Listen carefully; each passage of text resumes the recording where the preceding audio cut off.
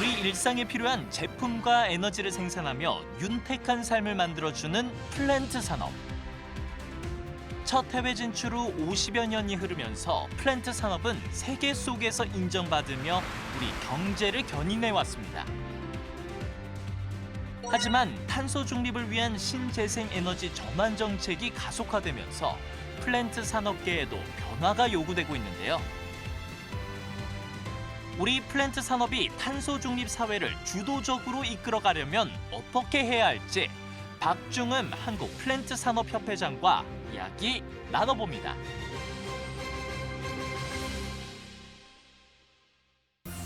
한국 전쟁으로 폐허가 됐던 우리나라가 세계 10위권 경제 대국으로 성장할 수 있었던 비결은 뭘까요? 여러 분야의 노력이 있었겠지만 그 중심에는 공학의 직결체, 플랜트 산업이 자리하고 있습니다. 플랜트 산업에 대해서 제대로 알고 계시는 분은 많지 않으실 겁니다. 알고 보면 플랜트 산업의 결과물은 우리 일상 곳곳에 스며들어 있는데요. 박중흠 한국 플랜트 산업협회장 모시고서 플랜트 산업에 대해서 오늘 이야기 나눠보도록 하겠습니다. 회장님 어서 오세요. 네, 반갑습니다. 안녕하세요. 네, 제가 앞서 말씀을 드렸을 때 플랜트 산업이 공학의 직결체라고 말씀을 드렸는데 그냥 또 플랜트 산업하면 뭐 화학 산업, 무슨 기계 산업, 자동차 산업과 달리 어떤 산업인지 지칭하는 건지 모르시는 분이 계실 것 같습니다. 네. 네. 우리가 일상생활에 쓰는 여러 가지 자동차라든지 아니면 핸드폰 이런 것들 자동차 공장을 만들거나 또는 핸드폰 공장을 만들거나 또는 이제 제철소 또 전기를 만드는 공장 우리가 발전소라고 하죠. 또는 이제 정유 공장 또 우리 일상생활에 가까운 하수를 처리하고 상수를 처리하는 물처리 공장 이런 것들이 모두 다 플랜트 산업이 목표로 하는 플랜트 건설입니다. 그래서 저희들은 플랜트를 건설하는 공장을 건설하는 업이다 이렇게 말씀드릴 수가 있겠습니다. 그렇다면 플랜트 산업을 전반적으로 관리하는 곳이 바로 협회일까요? 네, 맞습니다. 저희들 협회에는 플랜트 회사들이 국내의 플랜트 회사들이 해외 시장에서 경쟁력을 가지고 수주를 많이 해올 수 있도록 지원을 하는 조직인데 네. 그런 지원을 위해서는 저희들이 정부와 긴밀하게 논의를 해서 지원할 수 있는 부분을 많이 지원을 하고 있습니다. 그런 부분이 플랜트 협회가 되겠습니다. 소비자 지향적으로 질문을 좀 드리자면요. 네. 과연 이 산업이 잘 된다면 국민들은 뭐 어떤 거를 체감할 수 있겠습니까? 결국 공장을 싸게 짓는다, 좋게 싸게 짓는다고 하면 우리가 소비하는 제품을 싸게 쓸 수가 있을 것입니다. 쉽게 해서 제가 예를 하나 들도록 하겠습니다. 제가 이제 조선소에 있을 때인데 우리 국민들도 많이 아시지만은 LNG를 실어 나르는 LNG 선박이 있습니다. 과거에는 이 LNG 선박이 구형의 이런 모양이었는데 요즘 멤브레인이라는 타입으로 세계가 표준이 되었습니다. 그래서 구형의 LNG 선에서 멤브레인으로 옮김으로 해서 실제로 큐빅 미터당 단위 LNG당의 선박 가격이 절반으로 떨어졌습니다.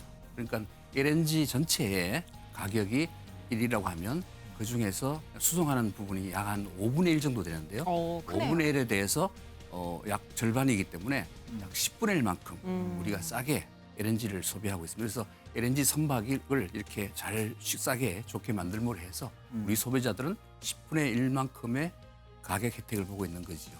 또한 그것뿐 아니고 그렇게 함으로 해서 과거에는 LNG선 하면은 일본이었습니다. 그런데 이제 멤브레인 타입으로 바꾸면서 LNG선에 대한 건조 주도권이 한국으로 다 넘어왔죠. 그래서 요즘은 한국에서 LNG선을 싹쓸이한다 이런 것들이 다 이런 플랜트 업에서의 혁신의 결과로 이해하시면 되겠습니다. 또 쉽게 보면 또 요즘 뭐 반도체 부족 현상이 많이 있잖아요. 네네. 근데 이 반도체 부족 현상도 만약에 우리 플랜트업에서 공장을 좋고 빠르고 싸게 짓는다 그러면 그 혜택은 전 국민들이 전 세계인들이 혜택을 입게 되겠죠. 현재 시장 상황은 어떤지 좀 궁금합니다. 사실 지난해부터 이제 코로나19 상황으로 해서 세계 경제가 굉장히 침체된 상황이잖아요. 우리나라 플랜트 산업에도 영향이 좀 있습니까? 굉장한 영향이 있었습니다.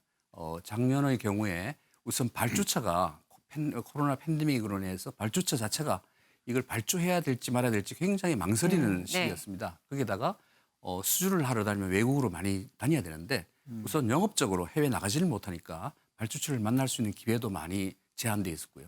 또 수주받은 프로젝트에 있어서도 우선 자재를 우리가 현장에 보내려면 자재 검사를 다 품질과 성능 검사를 해야 되는데 그걸 성능 검사하러 가지를 못했고 또 현장에서는 거기도 코로나가 창궐 해서 해외 현장에서도 코로나 때문에 마스크 수급이 안 되든지 이런 부분들에 굉장한 애로가 상당히 많았었습니다.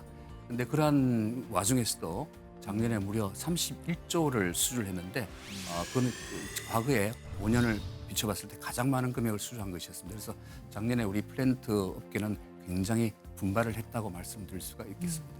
뭐 단 하나의 국가는 아니겠죠. 세계적으로 우리 플랜트 산업이 좀 명성이 좀 높다 보니까 그래서 그 발주가 몰리고 있는데 주로 주된 발주처는 어느 나라에 몰려 있습니까? 지금 뭐니 해도 중동이 되겠습니다. 사우디 그동안 유가가 굉장히 가파르게 올랐기 때문에 사우디라든지 아랍에미레이트, 그다음 카타르, 쿠웨이트.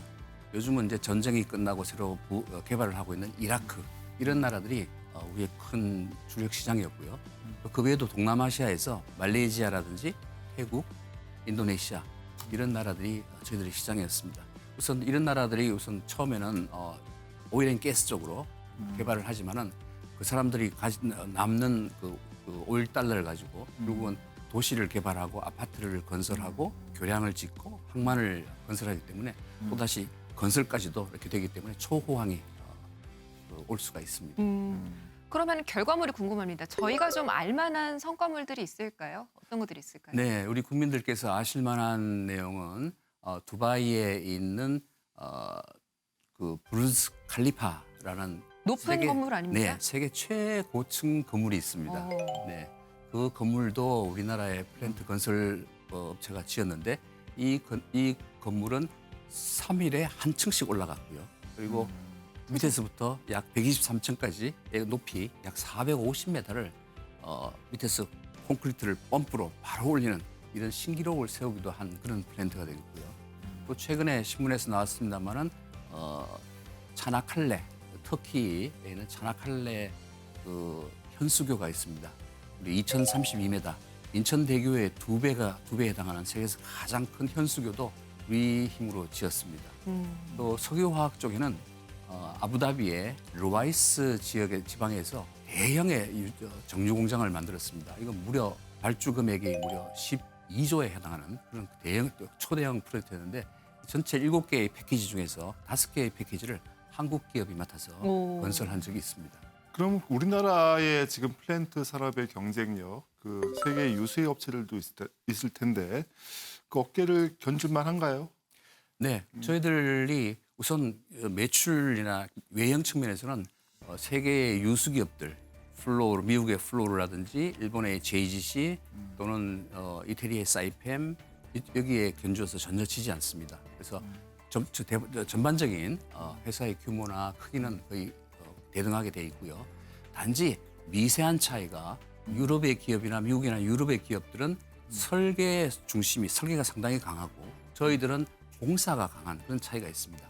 근데 이런 부분에서도 앞으로 중국과 인도가 이런 부분 공사 부분을 굉장히 강화해 오기 때문에 저희들도 이렇게 설계 쪽을 굉장히 강화를 해 나가서 시프트를 해 나가는 입장입니다. 그래서 뭐 전체적으로 봤을 때 저희들이 외국의 인류 기업들과 했을 때 별로 꿀리지 않는다 이렇게 말씀드릴 수 있겠습니다. 말씀을 듣다 보니까 정말 세계적으로 우리나라 플랜트 기술이 뛰어나구나 하는 그런 생각이 듭니다. 네. 이렇게 보이는 성과는 좋지만요. 그 이면에는 어려움도 있다고 합니다. 어떤 내용인지 영상으로 먼저 보시고 이야기 나눠보도록 하겠습니다. 연평균 600억 불 이상의 수주 실적을 기록하며 대표 수출 동력 산업으로 급부상한 플랜트 산업. 하지만 프로젝트 계약 방식의 변화와 각국의 수주 경쟁이 치열해지면서 우리 플랜트 산업은 위기를 맞았습니다. 다행히 지금은 위기를 극복하고 새로운 도약을 준비하고 있는데요. 우리 플랜트 산업이 성장하려면 어떤 준비를 해야 할까요? 우리나라 플랜트 산업이 그 세계 곳곳에 뻗어나오고 이렇게 인정을 받고 있는데 일단 플랜트를 지으면 또 우리한테 주머니에 좀 들어오는 게 있어야 하지 않겠습니까? 근데 아직은 그게 좀 적자라고 좀 들었습니다. 왜 그런가요? 이제 최근에는 아니고 그 부분은 이제 과거 한 6, 7년 전에 우리 플랜트 업계가 대형 적자를 이렇게 신고한 적이 있습니다. 그 당시에 이제 저희들이 잘못 판단한 부분들이 좀 있는데 유가가 굉장히 높게 뛰면서 저희들이 인력이 아주 부족한 상태에서 수주를 너무 많이 한 부분이 좀 있었습니다. 그러다 보니까 저희들 시행착오를 겪게 되었는데 우선 기술적으로 충분히 파악을 하지 않은 상태에서 저희들이 그 플랜트를 했고요. 두 번째는 워낙 많은 양의 그 발주가 일어나다 보니까 결국은 그 파키스탄, 인도, 필리핀 등의 근로자를 써야 되는데 이 인건비가 굉장히 많이 치솟았습니다. 이런 부분을 저희들이 견적하면서 간과한 부분이 좀 있었고요.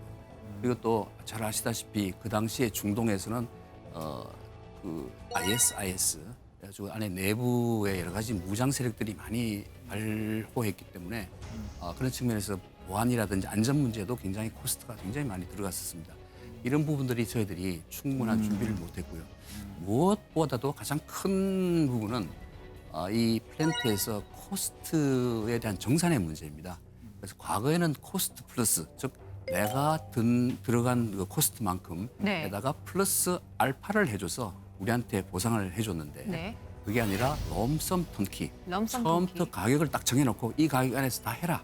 이렇게 되는 부분이 있었기 때문에 저희들이 진행을 하면서 코스트를 또 보상받을 길이 막혀 있었습니다. 그러다 보니까 그런 부분에서 저희들이 적자를 많이 보게 되었습니다. 그러게 현재 상황에서의 굉장히 변수도 많을 텐데 지금 말씀하셨다시피 계약 금액 안에서 공사를 완수해야 된다는 그런 계약 조건이라면 굉장히 저희한테 불리한데 그 조건이 계속해서 시행이 되고 있는 겁니까? 그 이제 여러 가지로 보면 코스트 플러스라는 개념, 우리가 돈을 얼마든지 쓰더라도 거기다가 추가를 해주는 코스트 플러스의 개념이 갖고 있는 문제도 있습니다. 네. 그것은 뭐냐면 저희들이 코스트를 보상받으니까 생산성을 올릴 이유도 없죠. 또 신기술에 대한 도전도 안 하죠. 그렇기 때문에 발주처는 이제 그 럼섬 턴키로 가고자 하는 그런 부분이 있겠죠. 근데 이제 그렇게 하다 보니까 그러한 리스크는 이제 우리한테 다 오게 되는 그렇죠. 부분이 있습니다. 네. 근데 요즘은 발주처도 이렇게 럼섬 턴키로 했을 때 이런 우리 같은 이런 플랜트 회사들이 적자를 많이 보는 것이 문제가 있구나 해서 상당히 좀 계약을 조금 더 조정해 나가는 부분도 있고요. 또 우리 입장에서는 코스트에 대한 부분을 제대로 파악하지 않고 수주하면은 엄청난 문제가 생기구나 해서 문제점들을 미리 다 걸러서 어느 정도까지 충분히 되고 난 다음에 저희들 대응을 하고 있습니다. 그렇다면 우리나라 그 플랜트 업체들의 그 지금의 경영상은 어떨까요? 아까 지금 말씀하신 대로 그 설계 쪽으로 이렇게 옮겨가려면은 또 투자를 해야 되지 않겠습니까? 네. 그만큼 벌어놔야 할 텐데 네네. 지금 어떻습니까? 근데 과거에 그 있었던 그 문제되는 프로젝트들은 전부 다 거의 다 정리가 다 됐기 때문에 앞으로 뭐 크게 문제가 될 것은 없다고 보고요. 특히 과거에 엄청난 저 보통 수업료를 많이 낸다 그러죠. 적자를 보면서 많이 그 수업료를 내고 배웠기 때문에 지금은 굉장히 내성이 좀 저희들 생겨 있는 상태입니다.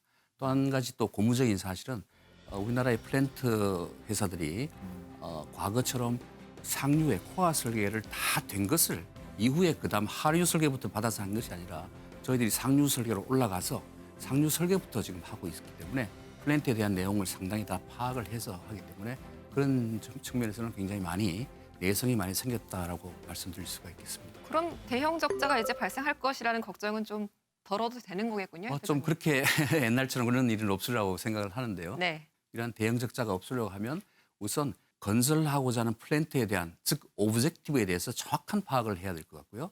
기술적으로. 두 번째는 원가에 대한 부분을 좀 세밀하게 한다면 제가 볼 때는 큰 리스크는 없으리라고 생각을 합니다. 기술력과 성과 그리고 또 그에 따른 이익까지 모두가 중요합니다만 이를 뒷받침하기 위해서 필요한 것은 바로 현장에서의 안전이라고 할 수 있겠습니다. 안전 문제와 관련해서 영상을 보시고요. 계속해서 이야기 이어가도록 하겠습니다. OECD 국가 중 산재 사망률 1위 대한민국. 고위험 플랜트 설비에서 사고는 작업자의 생명과 직결되기 때문에 무엇보다 안전이 중요한데요. 최근 기업마다 산업 현장 안전을 최우선으로 두고 산재 예방을 위한 다양한 조치를 서두르고 있는 가운데 산업재해율 제로, 안전한 대한민국을 위해서 우리는 어떤 노력을 해야 할까요? 얼마 전 취임사에서부터 그 안전 문제를 최우선 과제로 말씀하셨습니다.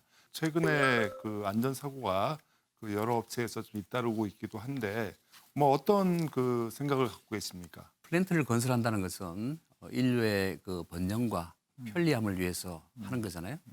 그런데 그러는 과정에서 사람을 희생하며 한다는 것은 저희들은 그 플랜트를 건설하는 의미가 없다고 생각합니다. 그래서 그런 측면에서는 사람을 희생하지 않고 플랜트를 완공해야지 그 목표를 제대로 달성했다는 생각을 갖고 있고요. 그리고 안전이라는 것은 사실은 경영의 최고의 가치입니다. 품질이 안 되면 안전이 따라오지 않습니다. 그리고 품질이 안 되면 납기나 원가를 맞출 수도 없습니다. 그러니까 품질이라든지 납기, 원가 이것이 다 되면 안전은 자연히 따라오는 것이죠. 그래서 안전이 가장 경영의 최고의 가치다라고 말씀드릴 수 있고요. 대부분의 세계적으로 인류 기업들, 오일 메이저라든지 그러한 회사들도 안전을 최고의 가치로 인정하고 있습니다. 말씀에서 회장님만의 그 안전에 대한 철학이 좀 느껴지는 부분이 있는데 현장에서 강조하시는 안전에 대한 어떤 룰이 좀 있으실까요? 제가 직접 만든 룰이 하나 있는데요. 어떤 건가요? 현장에 가면 위험이 상당히 있는데 현장의 근로자가 그 위험을 미리 좀 예지한다는 그런 측면에서 우선 현장에 가면 위에서 무거운 것이 떨어질 수, 낙하물이 있을 수 있습니다. 그래서 그렇죠. 현장에서 위를 1초간 쳐다본다. 그리고 또 이제 1초는 그다음 1초는 네. 주변에서 지게차가 왔다 갔다 한다든지 이러한 자기 부닥치거나 협착이라고 합니다. 협착이 될 수 있는 요인이 없는지 본다. 또 한 가지는 마지막으로는 아래를 1초를 봅니다. 아래 1초를 보면은 맨홀이 있다든지 해서 내가 추락할 수는 없는가. 이렇게 해서 1초 위, 1초 주변, 1초 아래. 이렇게 3초만 쓰면은 위험 예지를 하는 것이죠. 그렇게 하면은 위험이 80% 줄어든다라고 되어 있습니다. 그래서 안전 3초 룰을 제가 만들었고요. 또 요즘 특히 이제 이거는 뭐 회사뿐 아니라 모바일폰 때문에 위험은 너무 많이 도사리고 있습니다. 그래서 제가 만든 구호는 No Mobile While Mobile. 그러니까 우리가 움직일 동안에는 절대 모바일폰 보지 말자. 만약에 모바일폰 볼 일이 있으면 옆에 서서 정지 상태에서 보고 그리고 또 움직이자. 이게 진짜 제가 No Mobile While Mobile 이걸 제가 캠페인을 많이 하고 있습니다. 네, 건설 현장에서 그 많은 사고가 발생하지 않습니까? 지금 마침 그 3초를 말씀하셨는데 그거를 지키지 않아서 일어났던 사고 뭐 기억나는 게 있으시면 말씀해 주십시오. 제가 재직하고 있을 때 중국 공장을 건설하면서 일어났던 안전사고였습니다. 화기 작업을 해서는 안 되는 아래층에서 도장 작업을 하기 때문에 위에서는 절대로 화기 작업을 해서는 안 되는데 근로자가 빨리 퇴근하고자 하는 욕심에 관리자가 잠시 자리를 비운 사이에 위에서 용접을 했었습니다. 그 용접 불티가 아래에 떨어져서 불이 났는데 3명 중에서 2명은 피신을 했는데 1명은 불행히도 피신하지 못했습니다. 네. 그래서 이제 제가 현장에서 있는 모양들 쭉 보고 도대체 왜 이렇게 팬이 거기에는 이제 내부에 도장 작업을 하기 때문에 대형 팬이 말리기 위해서 좀 그런 게 네, 있는 거죠? 2개가 있었습니다. 네. 근데 왜 이렇게 이 사람이 죽었느냐? 팬은 어떻게 됐느냐 했더니 불이 나니까 겁이 나니까 팬을 꺼버렸습니다. 팬을 끄니까 여기서 우리가 산소 공급을 끊어버리니까 사람은 질식사한 것이죠. 그래서 이거 끄지만 않았으면 사람이 살 수 있었다고 생각합니다. 이런 측면에서는 우리가 안전도 여러 가지 과학적으로 아직도 그런 과학적인 접근이 좀 많이 부족하지 않나 생각을 하고요. 그리고 또 이 안전이라는 것은 사실은 산업의 역사와 같습니다. 영국이나 미국의 산업의 역사가 300년인데 우리나라는 이제 60년이거든요. 그러다 보니까 아직도 안전이 과학적이지 못하고 생활화되지 못하고 보호만 상당히 요란한 이런 상태에 있다고 생각을 합니다. 특히나 플랜트 업체 같은 경우에는 그 설계 단계에서부터 이 안전 요소로 갖다가 최대한 고려를 하셔야 될 것 같은데 최근 들어서 좀 달라진 상황이 있다면 뭐가 있을까요?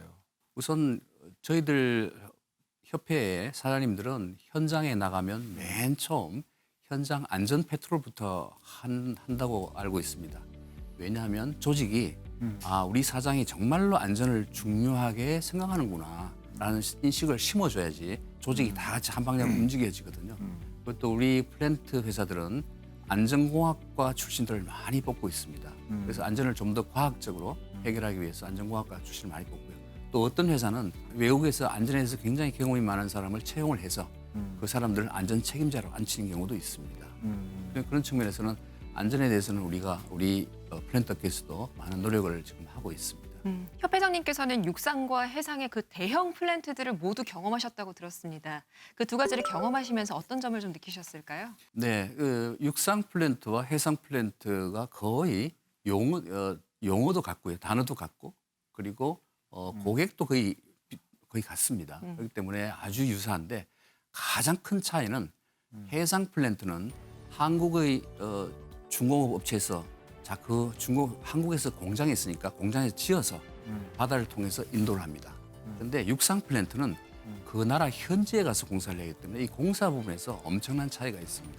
그래서 해상 플랜트의 경우는 자기 공장에 있으니까 상당히 제조업에 있는 장점들을 많이 채택을 하고 있습니다. 용접의 자동화라든지 블록화, 모듈화, 또 플로팅 도크 이런 익숙한 단어들이죠. 이런 부분이 굉장히 많이 적용이 되어 있는데 육상 플랜트는 아직도 그런 부분에 좀 모자라는 부분이 있습니다. 그래서 육상의 플랜트가 우리나라의 중공업의 해상 플랜트에 있는 좋은 점을 빨리 배워서 제조업화로 넘어가는 것.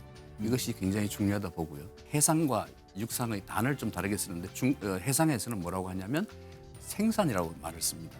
그런데 육상에서는 공사란 말을 씁니다. 이 미면 차이를 아시겠죠. 그만큼 제조업화가 많이 됐다는 이야기죠. 해양의 경우는 제조업화가 많이 됐다는 뜻이겠죠. 그래서 이 육상에 있는 이런 그 해양 플랜트에서의 제조업의 특성을 많이 육상에서도 가져야 된다고 생각합니다. 최근 산업계 전반에 ESG 경영이 화두로 떠올랐습니다. 이 ESG 경영이 플랜트 산업에는 어떤 영향을 미쳤을까요? 먼저 영상으로 확인해 보시죠. 집채만한 흙더미와 터닦기도 제대로 안 된 허허 벌판에 전봇대 2개가 세워져 있습니다. 2023년 완공이 목표인데 보시는 것처럼 4년 동안 첫 삽 한 번 뜨지 못했습니다. 정부의 탈원전 정책 때문인데 일단 신한울 3, 4호기 사업 허가 기간은 연장했습니다. 우리나라 대표 경쟁력으로 꼽혔던 원전건설 기술력. 하지만 세계 주요국들의 탄소 중립 선언이 이어지며 원전 해체 목소리도 나오고 있는 상황입니다. 탄소 제로 시대를 대비해 우리 플랜트 산업이 글로벌 경쟁력을 강화하려면 어떤 준비를 해야 할까요? 네, 정부에서 그 탈원전을 선언했는데 그 플랜트 산업의 입장에서는 이 원전 산업도 상당히 그 중요한 축 아니겠습니까? 그래서 우리 플랜트 산업에는 어떤 영향이 있을까요? 네, 탈원전을 하면서 이제 대체해서 신재생 에너지 쪽으로 하겠다라는 이제 방향이지 않습니까? 만약에 신재생 에너지로 가게 되면은 신재생 에너지는 이제 날씨, 자연의 그 에너지를 쓰는 것이기 때문에 네. 자연의 현상에 굉장히 제약을 많이 받겠죠. 결국은 전기라는 것은 저희들이 하는 그 공기라든지 물과 마찬가지로 한시라도 없으면 안 되거든요. 그래서 날씨가 나빠서 전기가 발생되지 않는 걸 대비해서 결국은 백암용 발전소를 지어야 되는 거죠. 그런데 그 백암용 발전소는 결국은 화석연료를 쓰는 그런 거기 때문에 결국은 또 숙제가 하나 남는 부분은 있습니다. 그런 측면에서 원전을 쓰지 않으면 LNG 화력 발전을 그 화력 발전소가 필요하기 때문에 그런 측면에서는 저희들은 상황에 맞춰서 움직여 가야 한다고 생각합니다. 친환경 이슈가 굉장히 중요해지면서 화력발전소를 짓는다든지 관련 플랜트 산업이 좀 축소될 수 있을 거라고는 예상이 가능해집니다. 이에 대한 대응 방안은 좀 따로 있습니까? 네, 올해가 화석이 연료의 소비가 전 세계적으로 감소하는 첫 해라고 이렇게 이야기를 하고 있습니다. 그래서 앞으로도 화석 연료와 관련된 산업은 확실히 줄어들 것으로 생각을 합니다. 네. 그런데 한편으로 화석 연료 줄어드는 대신에 발생된 이산화탄소를 그 포집하고 다시 저장하는 이러한 또 기술은 발달하면서 그러한 또 플랜트는 나올 거거든요. 네, 그래서 그런 측면에서는 한쪽 부분이 줄지만 또 하나의 새로운 분야는 또 나온다고 좀 생각을 하고 있습니다. 그렇고 또한 그 외에도 하수라든지 상수 처리에 관한 문제, 그 외에 또 배터리 공장의 문제 이런 등등 해서 여러 가지 또 새로운 산업들이 또 많이 나올 것이기 때문에 그리고 우리 플랜트 기업들도 계속 환경 변화와 사회적인 니드에 맞춰서 계속 그런 변신을 해나가고 있다고 말씀드릴 수 있습니다. 이제는 그 수소 경제라는 말이 이제는 더 이상 낯설지가 않습니다. 그 일부 기업에서는 액화 수소 플랜트 산업을 또 시작을 했죠. 그래서 우리나라 업체들 어떻게 좀 진행하고 있습니까? 수소에 대해서는 여러 가지 말들이 많이 있지 않습니까? 아직은 수소를 만들기 위해서 수소를 액화하기 위해서 상당한 많은 또 화석 연료를 쓰고 에너지를 써야 되기 때문에 그에 대한 또 네거티브가 있는 것도 사실이거든요. 근데 어쨌든 수소는 미래에 간다라는 전제하에 저희들 업계가 준비를 하고 있습니다. 그래서 우리나라에서도 2개의 업체가 작년에 수소 액화 설비를 건설하겠다고 해서 시작을 해서 한 2년 후에 그거의 완공을 목표로 하고 지금 시작을 하고 있고요. 네. 그렇게 진행을 하고는 있습니다. 근데 수소라는 것은 아직도 많은 미완성의 부분이 사실 많은 것은 사실입니다. 그렇지만 언젠가 기술이 개발되고 또 기술이 확보가 되면 그쪽으로 갈 수 있다라는 하에 저희들 준비를 하고 있습니다. 과거에 비해서 건설업 생산성이 좀 감소하면서 이에 대해서 또 플랜트 산업에도 영향을 미치고 있다고 들었거든요. 생산성 개선을 위한 대책은 어떻게 마련을 하고 계시는지 협회 측의 의견을 듣고 싶습니다. 네, 앞서 잠깐 말씀을 드렸는데 우리 육상 플랜트는 아주 험지에 가서 오지에 가서 건설을 해야 됩니다. 그러다 보니까 굉장히 생산성이 열악한 상태에 있습니다. 그래서 이러한 부분을 저희들이 고민을 하고 있었는데 코로나가 아주 좋은 기회를 갖다 줬다고 생각을 합니다. 그게 기회였을까요? 네. 어떤 기회일까요? 그것은 이제 과거에는 중동에서 플랜트를 건설을 하려고 하면 그 중동 국가들이 모든 그 지출을 그 나라에서 쓰도록 하기 위해서 그 나라에서 바로 건설을 하라고 했는데 요즘은 그런 부분들을 가급적 사람들이 오지 않고 많이 만들어서 와라라고 하고 있습니다. 그것은 뭐냐면 그쪽 현지에서 하는 그런 공사를 이제는 모듈화, 큰 부품처럼 해서 모듈화해서 만들어서 배로 싣고 간다는 이야기가 되겠습니다. 그래서 우리나라의 그 조선과 해양에서 확보되어 있는 그러한 기술인 모듈 이 부분을 최대한 해서 배에 싣고 현지로 가져가는 이쪽으로 저희들 획기적으로 좀 움직이고 있습니다.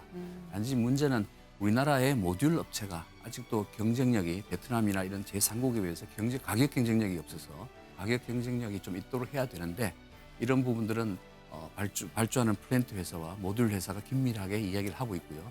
또 정부와도 어떻게 모듈 산업을 육성할 것인가를 지금 긴밀하게 이야기를 하고 있습니다. 앞으로 이 플랜트 산업도 모듈이라든지 이 부분도 제조업의 개념이니까 네. 이런 모듈을 통해서 현장 공사를 시연하는 이런 쪽으로 가고 있습니다. 플랜트 산업만의 어떤 전문 인력 그 양성 방안 협회에서는 어떤 것을 진행하고 계신가요? 네, 저희들은 과거에 플랜트가 아주 융성했을 때 2009년부터 인력 부족 현상을 겪었기 때문에 2009년부터 인력 양성 사업을 하고 있습니다. 고용노동부와 산업부가 지원을 해줘서 인력 양성 사업을 하고 있는데 대학을 재학생이거나 대학 졸업한 미취업자를 대상으로 해서 약 2만 6천 명을 그동안 저희들이 교육을 했습니다. 한 기수가 10주간을 교육을 합니다. 이렇게 네. 교육을 해서 현장에 내보내고요. 또 이미 현장에서 일하고 있는 사람들도 재직자죠. 재직자에 대한 재교육을 저희들이 맡아서 해주고 있습니다. 그래서 2009년부터 약 2만 6천 명을 저희들이 교육을 시키고 있습니다. 네, 우리나라 플랜트 기업이 앞으로도 차별화된 그 경쟁력을 그 다른 나라 예를 들어서 중국과의 격차를 계속 유지해 나가려면 그러려면 그 어떤 그 업체 나름의 그런 그 대책이 필요하겠습니까? 저희들이 앞서 설계 부분이 좀 부족하다 했는데 중국과 인도는 계속 저희들의 영역을 이제 넘보고 있습니다. 그래서 저희들이 그 코어 설계, 그러니까 최첨단에 있는 코어 설계 부분에 대해서 굉장히 빨리 확보를 해서 코어 설계 부분 쪽으로 빨리 쉬프트해 나가면 될 거라고 생각을 하고요. 또 이제 이 플랜트도 화석 연료 부분에서 이제 친환경 쪽으로 많이 넘어가고 있기 때문에 이 새로운 친환경에 대한 기술을 먼저 빨리 선점하는 것이 필요하다고 생각합니다. 우리나라 플랜트 기업들이 이 친환경 쪽으로 방향을 틀겠다고 SK 건설 같은 경우는 사명도 친환경을 넣어서 아예 사명을 바꾸겠다 할 정도로 지금 굉장히 친환경 쪽에 굉장히 역점을 두고 있는 그런 상황이 있습니다. 국내 플랜트 기업이 해외 진출한 후 반세기가 넘는 동안 기술, 문화 등에서 급격한 변화가 나타나며 기업 경영 환경은 더욱 까다로워졌습니다. 국내 플랜트 기업들 역시 시대의 흐름에 맞춰 새로운 변화를 준비하고 있다는 생각이 듭니다. 네. 7, 80년대 중동과 아프리카, 중앙아시아 등의 불모지에서 프로젝트를 성공시키면서 국가 경제를 견인했던 플랜트 산업이 미래 시장에서도 승승장구하며 우리 경제 성장에 든든한 버팀목으로 함께하길 바라겠습니다. 자, 토요 포커스는 여기서 모두 마치겠습니다. 시청해주신 여러분 고맙습니다.